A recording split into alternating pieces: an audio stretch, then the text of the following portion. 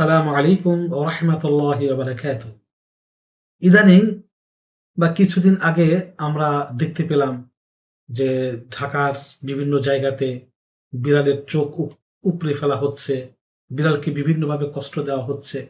এটা কত দুঃখজনক, এটা কত কষ্টদায়ক, এটা কত গুনার কাজ। যদি মানুষ জানতো তাহলে এই কাজ কখনো করতো না। কোরআনে কারিমে আল্লাহ পাক রব্বুল আলামিন ইরশাদ করেন, ওমা মিন দাব্বাতিন ফিল আরদি ওয়ালা তাইরি ইয়াতিরু বিজানাহিহি ইল্লা উমামুন আমসালুকুম। তারা আল্লাহর জাতি, তাদের প্রতি জুলুম মানে আল্লাহর প্রতি জুলুম। তারা আল্লাহর সৃষ্টি, পশু পাখি আল্লাহর সৃষ্টি, তাদের প্রতি কোনো অবস্থাতে জুলুম করা যাবে না।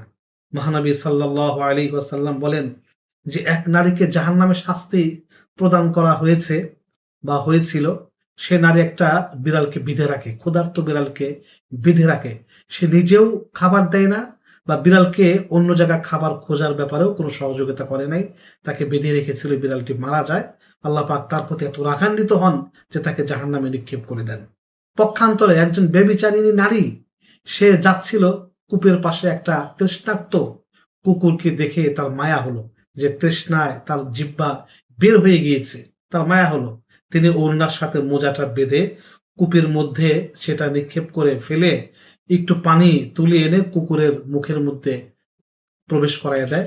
আল্লাহ পাক রব্বুল আলামিন তার এই কাজটাকে এত পছন্দ করেছেন যে ব্যভিচারিণী হওয়ার পরেও তার সৃষ্টির প্রতি দয়া করার কারণে আল্লাহ পাক তাকে জাহান্নাম থেকে মুক্তি দিয়ে তাকে জান্নাত দান করেছিলেন। এই জন্য মহানবী সাল্লাল্লাহু আলাইহি সাল্লাম বলেন, ইরহামু মান ফিল আরদ ইরহামকুম মান ফিস সামা। তোমরা জমিনবাসীর উপরে দয়া করো, আসমানওয়ালা তোমার প্রতি দয়া করবেন। সুতরাং কোনো প্রাণীকে কষ্ট দেওয়া, কোনো প্রাণীকে অহেতুকভাবে আঘাত করা, চায়ের দোকানের সামনে বসে আছে ওইখানে গরম পানি নিক্ষেপ করা বা ঠান্ডা পানি নিক্ষেপ করা, কোনোভাবেই কোনো অবস্থাতেই কোনো প্রাণীকে কষ্ট দেওয়া যাবে না। কারণ তারা আল্লাহর মাখলুক, তাদের বদদোয়া মানুষের অনেক ক্ষতি করে থাকে। এই কাজ থেকে বিরত থাকতে হবে।